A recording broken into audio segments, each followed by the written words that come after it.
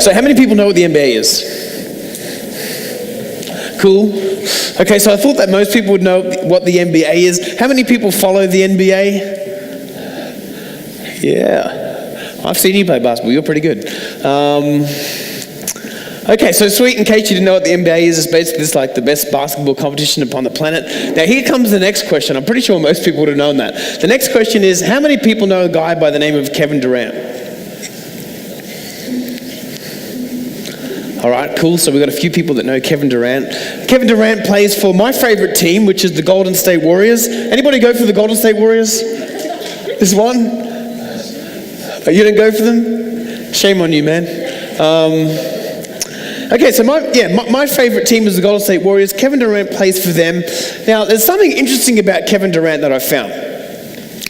I found that Kevin Durant is a very charitable character. I mean, he gives money to poor people, he helps people out, charities, all that sorts of stuff. And one of the most recent things that he did, in fact, was he paid for the first year of college for 4 young people.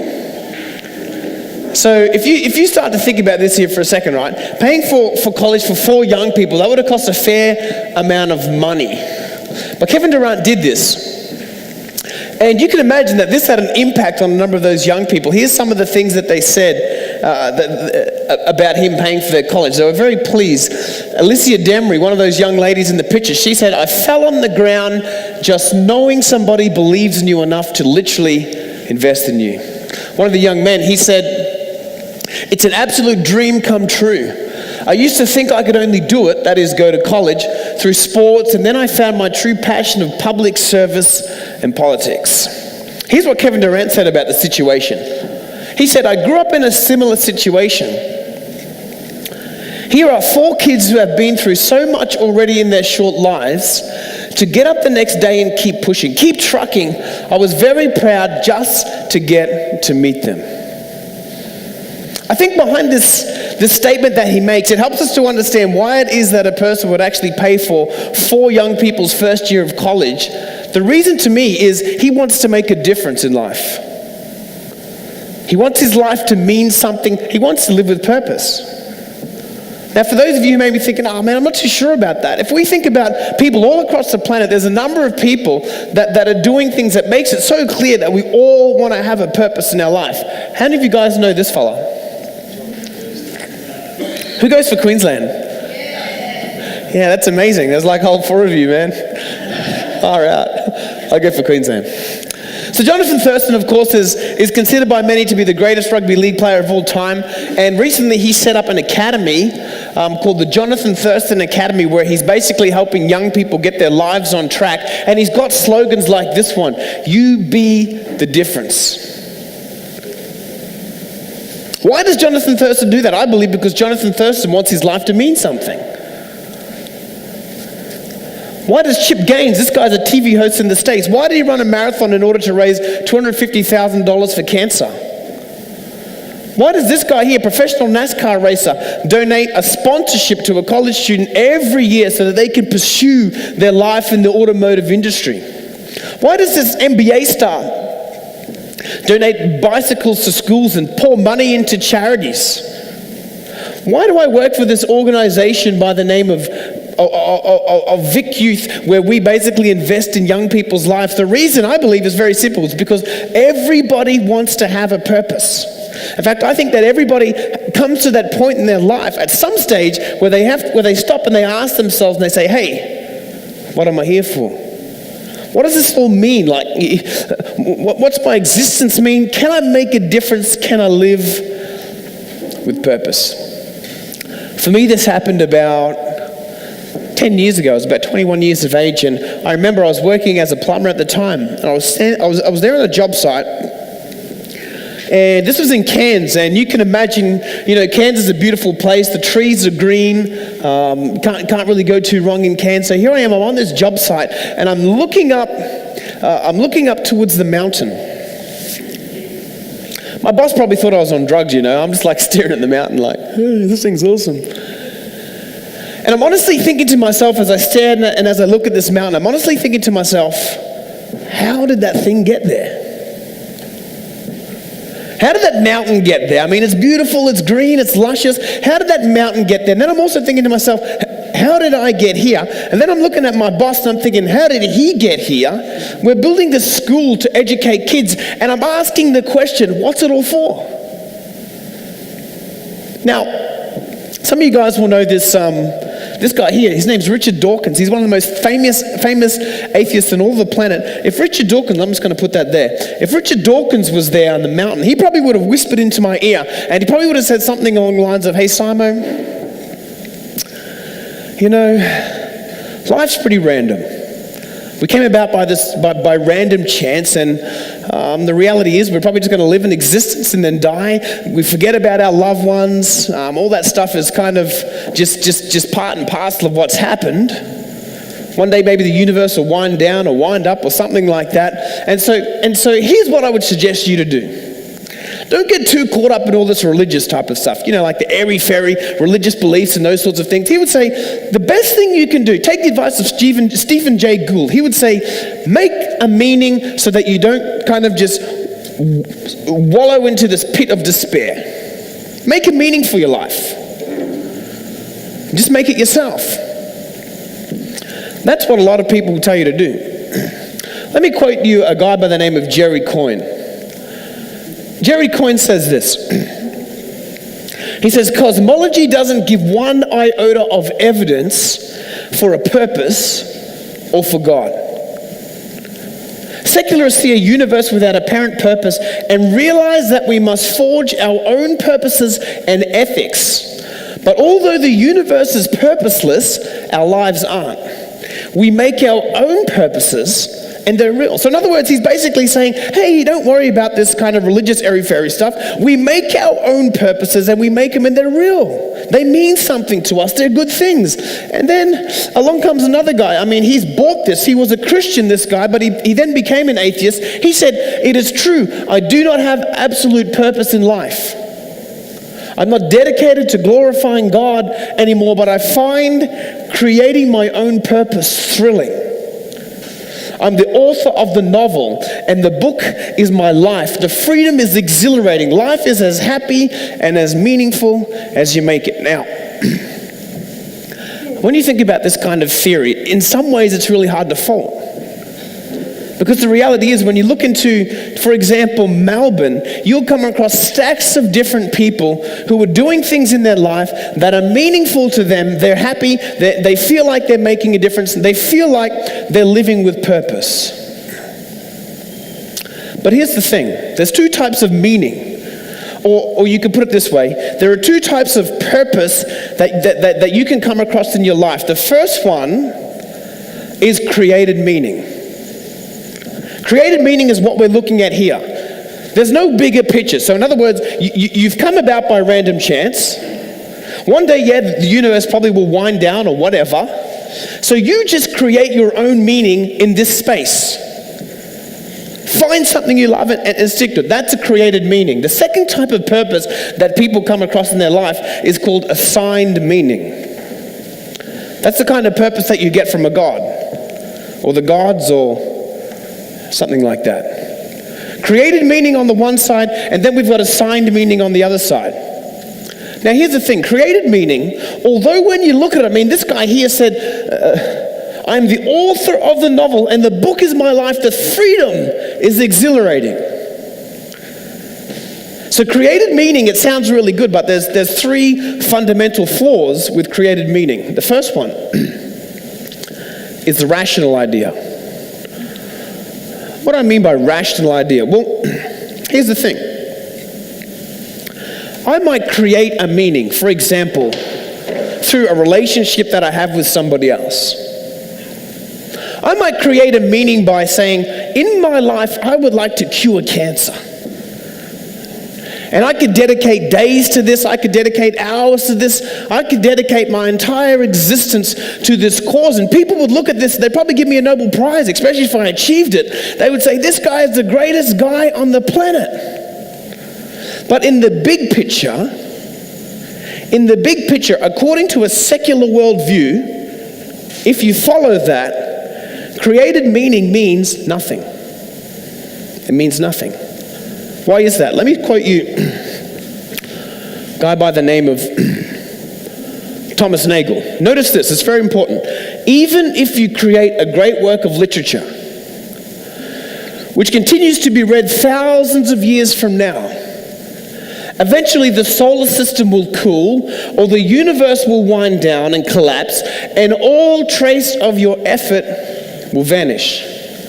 He continues and he says, the problem is that although there are justifications for most things big and small that we do within life. Now that's true, right? We can justify so much of the stuff that we do in life and say, hey, this is an excellent cause. I'm going to invest in this. This is great. There are justifications for most things that we do, big and small in life. None of these explanations explain the point of your life as a whole. It wouldn't matter if you had never existed. And after you have gone out of existence, it won't matter that you did exist. Think of that. This is based on a secular worldview. The secular worldview will tell you that we came about by random chance, and one day the reality is the universe will wind up, fold up, whatever it is. There's all different sorts of theories on how it's going to come to an end. But if you follow that, in reality, you could do a great thing right now, but what happens when human beings cease to exist? What happens when all of this ceases to exist? It means nothing. Unfortunately, we can come to this place where it means nothing. Now, there's one famous guy, Oliver Wendell Holmes Jr., he reflected on this, and he said, if one thinks coldly, and he would ascribe to the worldview that I just talked about, the secular worldview. He says, if one thinks coldly, a modern person has to admit there is no reason for attributing to a man a significance different in kind from that which belongs to a baboon or a grain of sand. Think about that for a second. That's a reality. If you came about by chance and the world is going to wind up one day and that's it, then the significance that you have here, in the long run, in the big picture, what does it mean? And then he went on to say, when you start to think like this, it's time to go downstairs and play solitaire. In other words, he says, that is a reality of what my worldview does. But when I start to actually stop, and when I start to actually dig deep under the roots of my worldview, it kind of depresses me because I think, man, what am I even here for? Better go and do something to occupy my mind. So here we have it. We're talking about created meaning. The first issue or the first problem with created meaning is that, rationally speaking, it's not really a meaning at all. The second thing is that it doesn't fit well in community. If you want to create a meaning in your life, think on this for a second. If you want to create a meaning in your life and you simply go about it by saying, well, hey, I'm going to do this, or I'm going to do that, or I'm going to go here, or I'm going to go there, whatever. What happens if, say, for example, my creative meaning is to get rich? And I look back at what's taking place in the world and I think to myself, you know what? I just want to get rich. And every day I strive for that. I put myself out for it, put my family out for all that sort of stuff, and I say, man, this is my meaning. Now, in my pursuit to get rich, think about this for a second. In my pursuit to get rich, what happens if I start to trample the poor? What happens if I start to trample you?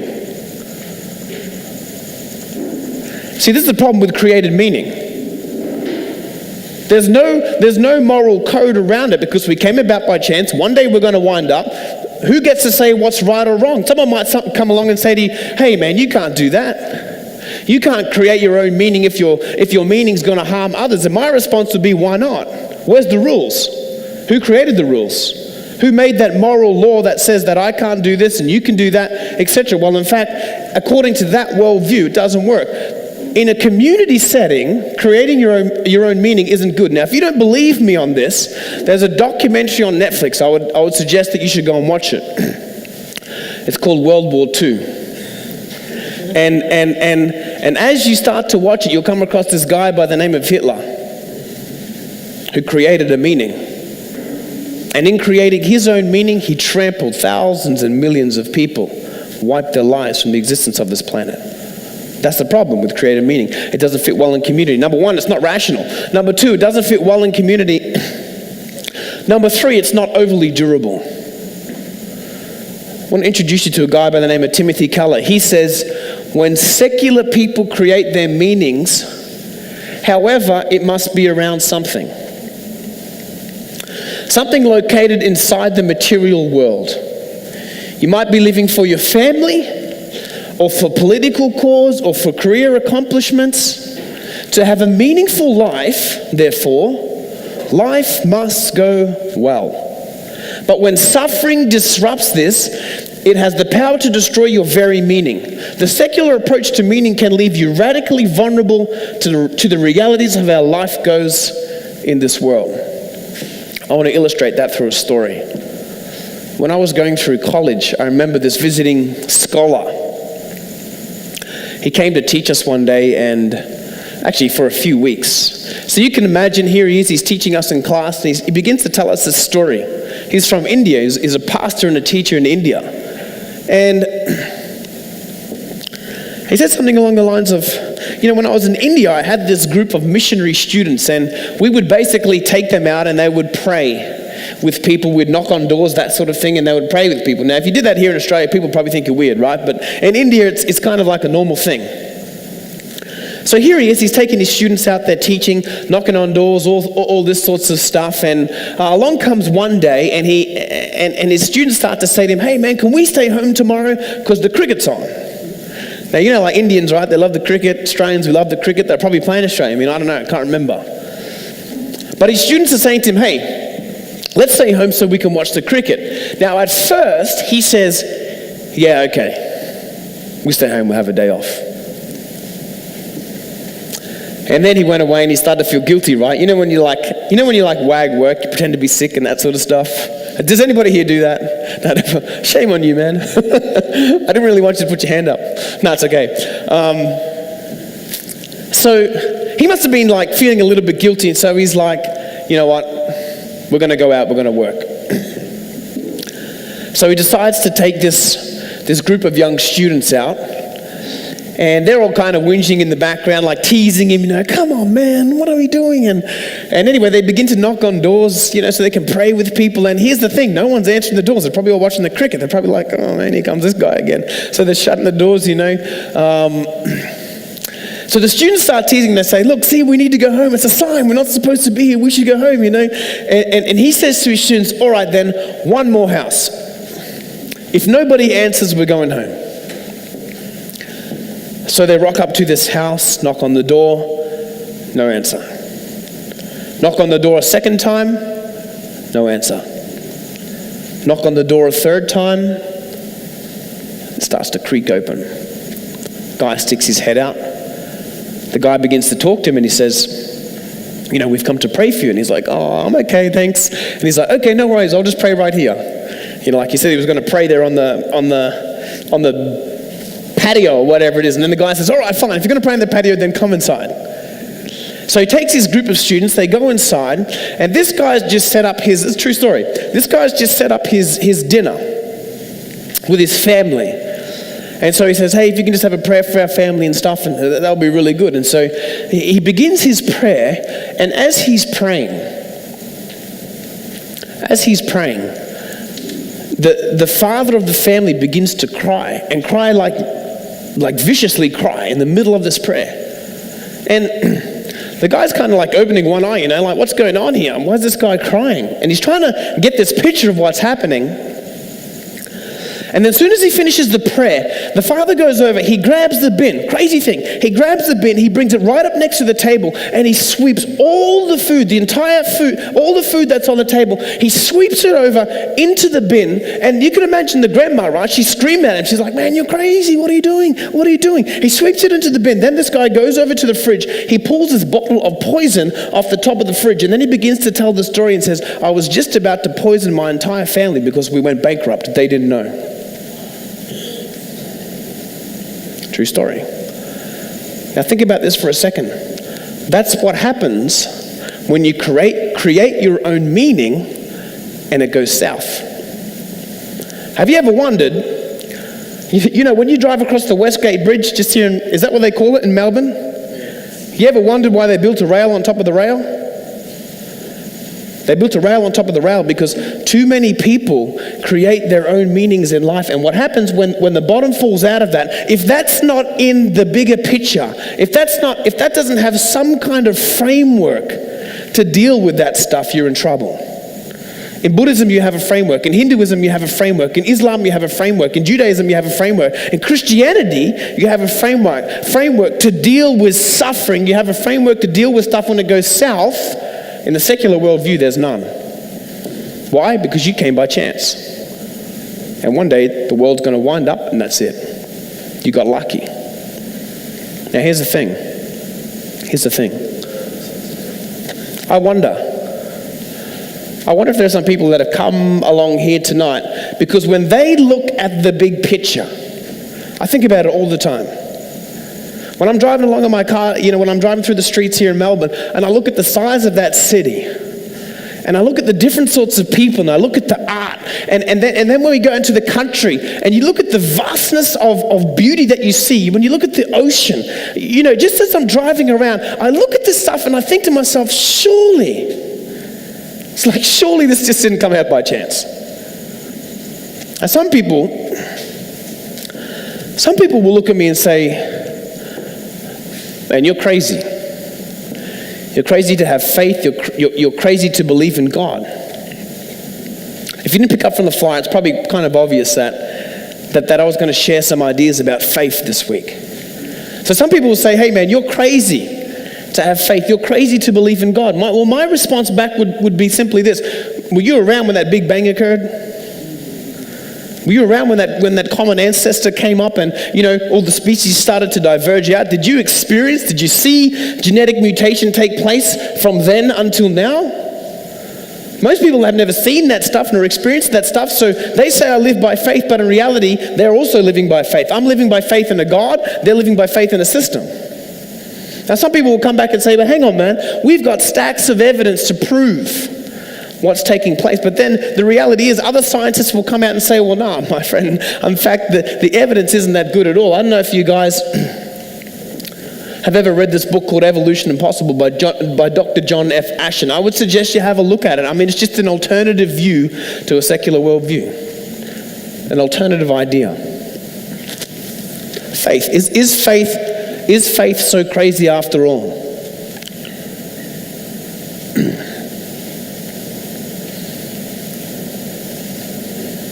Is faith so crazy after all? I want you to think about this. The most simple cell, right? The most simple cell. Now, of course, if we were going to evolve to where we are, we're going to need a stack of cells. The most simple cell, Dr. John Ashton argues that for the most simple cell to come about, it would be like a 1 in 10 to the power of 150 chance plus. So in other words, he says it's more unlikely than 1 in 10 to the power of 150. Now, if that doesn't make sense, he's basically saying that you would have a 1 in this number, see this giant number here, chance of just the simplest cell emerging by itself. Now, keep in mind this bottom number here is 1 billion. So that's his scientific argument. Now, he's not the only scientist that argues along that point. I don't know if you've ever heard of a guy by the name of Fred Hoyle. Fred Hoyle said, for the simplest cell to emerge by itself would be like a tornado going through a junkyard and creating a perfect Boeing 747 by itself. That's the kind of chances we're looking at. 1 in 10 to the power of 150 plus. Crazy chances. Now, of course, some people would argue against this, but here's the thing. Some really smart guys are saying these are the chances. Some really smart guys are saying, yeah, maybe not. So this is what I do with the whole thing. I just kind of use my common sense, and I just look at what surrounds me, and I just say, come on, surely there's something behind this. So I guess the bottom line is that the secular worldview doesn't quite work for me. If it works for you, that's okay. That's not a problem. I'm just sharing my thoughts here. It doesn't quite work for me. So when I was sitting on that mountain that mountainside, looking up, right, the green grass, I started to think about faith. Faith. Maybe there's something in faith. So let's think about Buddhism for a second. Buddhism. Buddhists believe that human experience, so like our day-to-day human experience, Buddhists believe that our human experience is made up of 5 things: matter, sensation, perception, mental formations, and consciousness. These are the 5 factors of experience according to the Buddhist worldview. Now here's the thing. Buddhists believe that there is no enduring you. This is really confusing. When you read it, it's confusing. When you think about it, it's confusing, but this is what they believe.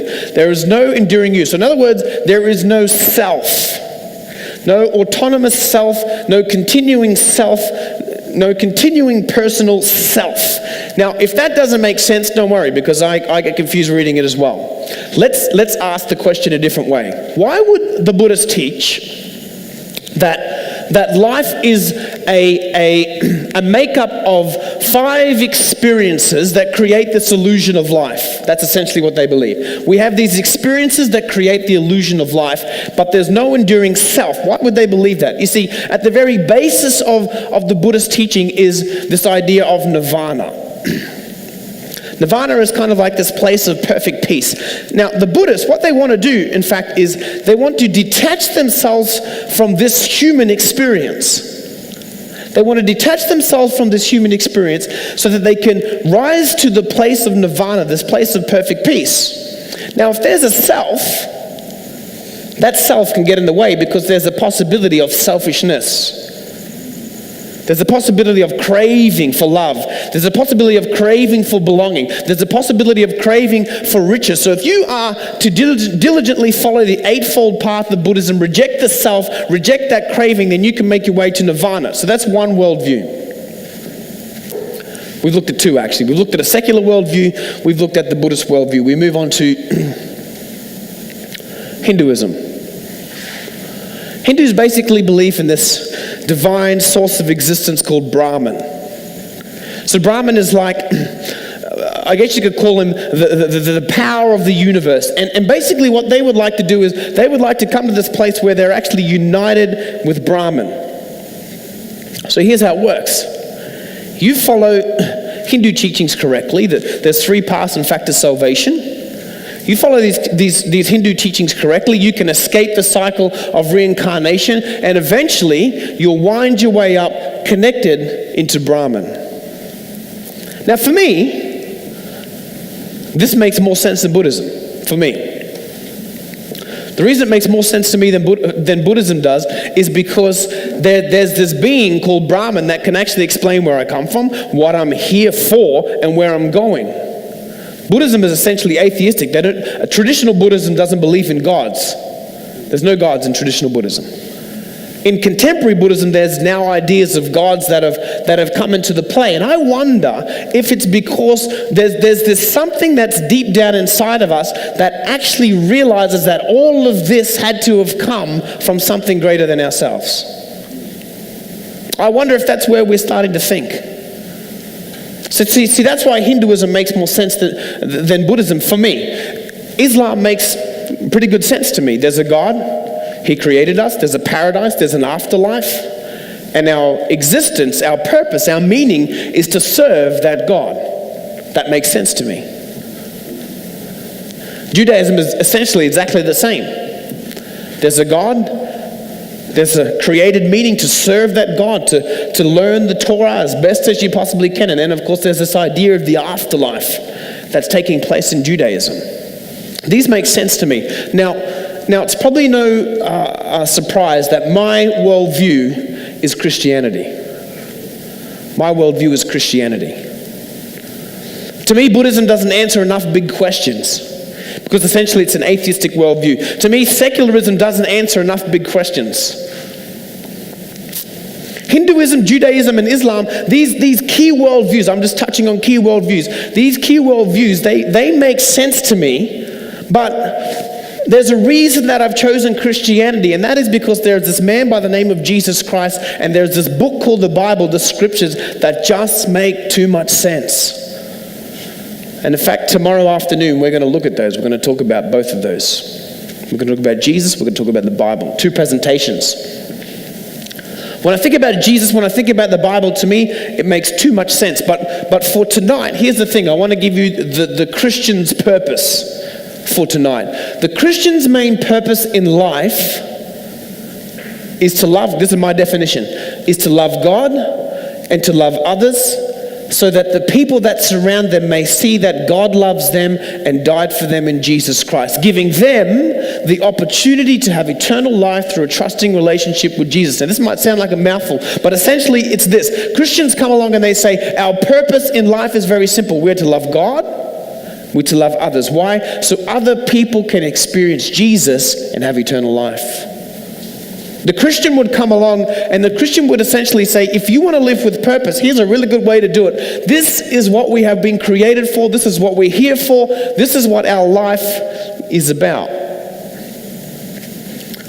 Ephesians chapter 2 and verse 10, this is straight from the Bible. The Bible says we are His workmanship. In other words, we are God's workmanship, created in Jesus for good works, which God prepared beforehand that we should walk in them. Matthew chapter 22 outlines what those good works are. You shall love God with all your heart, with all your soul, and with all your mind. This is the first and greatest commandment, and the second is like it. You shall love your neighbor as yourself. On these two commandments hang all the law and the prophets. In other words, the whole teaching of the Bible is centered around two things: loving God and loving others. Why? So they may experience Jesus Christ. So they may experience eternal life. This is the presentation of the Christian's purpose. Christians weren't made for random chance. They're made to shine light. I want to tell you a story about a guy. His name is Alex Papadopoulos. It's a pretty cool name, right? He was Greek. Anybody Greek here?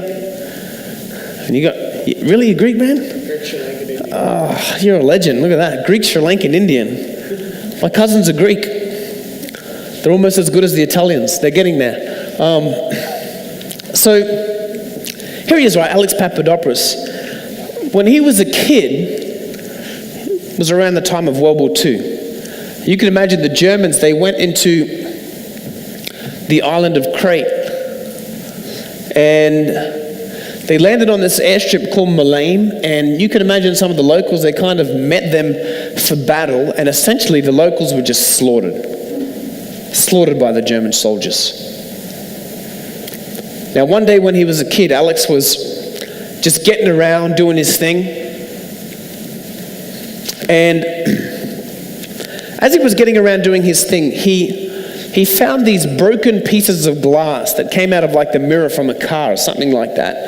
And it was probably from one of the war cars. And so he grabbed it. He tried to put the broken pieces of glass back together. But as he was trying to put the broken pieces of glass back together, he couldn't get them to fit. So he just took this one piece of glass and he rounded the edges on it and he kept it.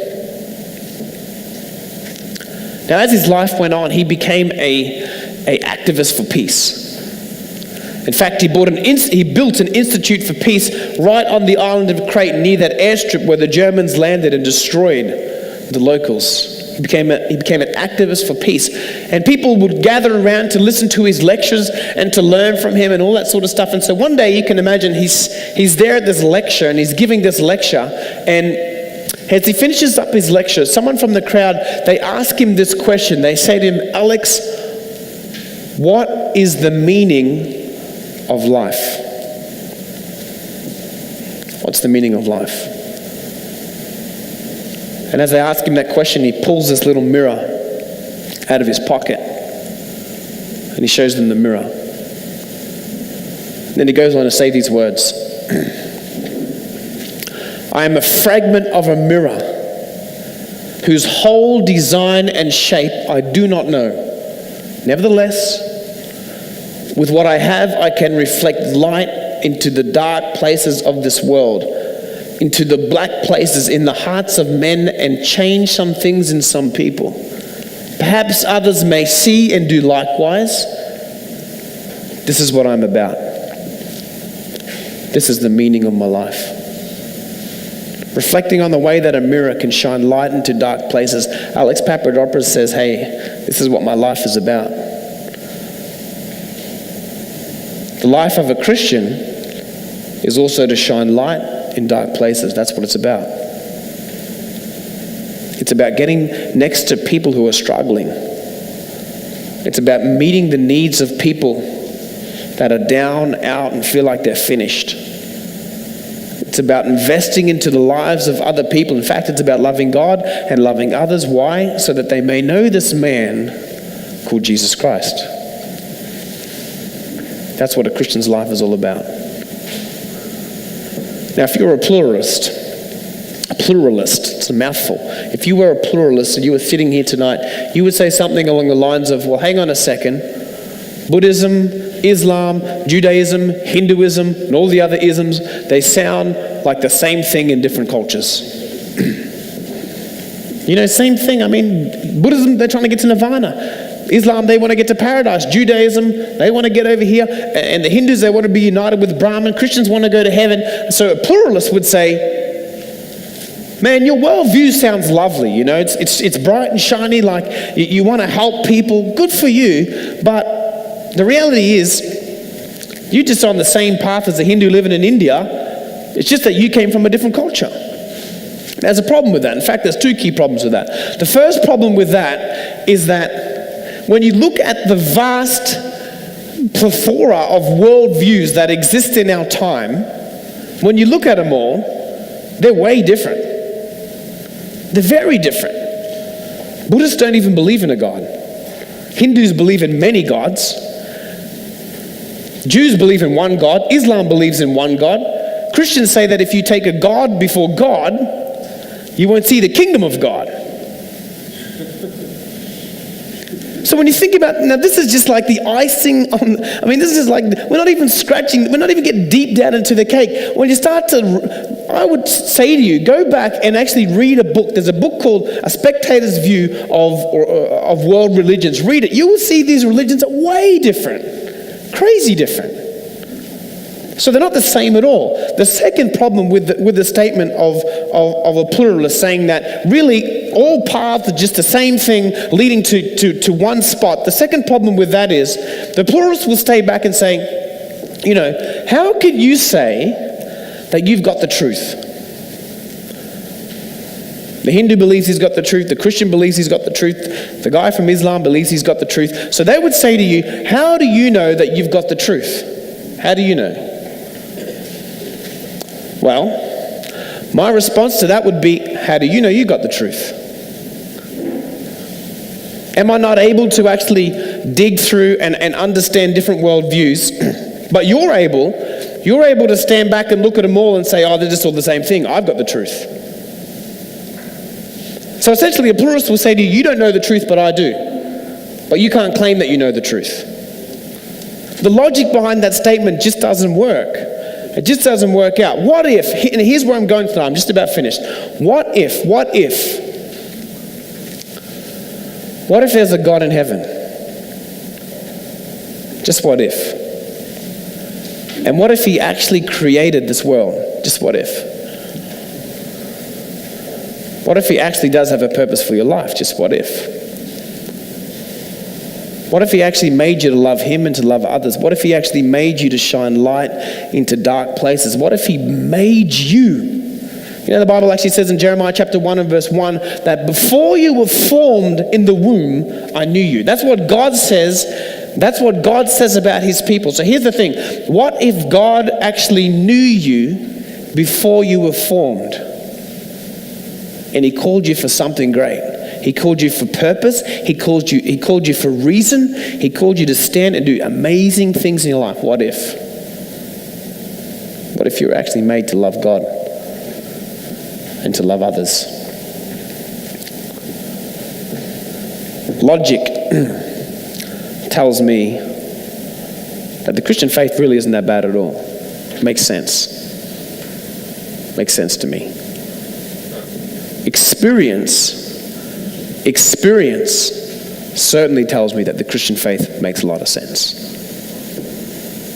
I grew up in a Christian home.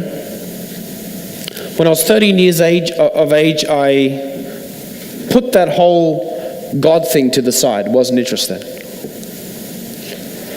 When I was 16 years of age, I left church. I didn't attend church any longer. By the time I was 17, I had a girlfriend. By the time I was 20, I'd broken up with that girlfriend. We went together for 3 years, and it was a fairly significant or serious relationship. And here's the thing. Here's what happens. When you kind of come to spaces and places in your life where stuff goes wrong, that's when you start to think. When things kind of start to go south, and when things start to mess right up, that's when you start to deeply think. So I started to think. I started to ask myself, what am I here for? What's my purpose? What's my reason? I wonder if this God guy actually makes any sense. And it was as I was starting to think that stuff, I started to stare at the mountain. It was around about the same time that I started to stare at the mountain and ask these questions. My mum called me and she said, oh, there's this church camp that's taking place, so you should come. So I went to the church camp. And I remember driving home from this church camp, and my brother had given me this CD. It was a Christian CD. Put it in the player. I didn't listen to anything anyone said at the church camp. I just didn't listen. But I observed everybody, and I put this CD in the car as I was driving home. It was about a 4-hour drive.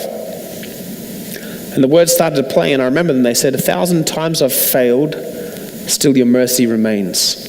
And if I stumble again, I fall in your grace. And I started to think about that song. And I started to think that, you know what? Maybe this is the description of my life. Maybe it is, in fact, that I've just made some really stupid decisions in my life. Maybe it is that I've just tried to take that whole thing and direct it the way that I wanted to direct it. And maybe there is a God.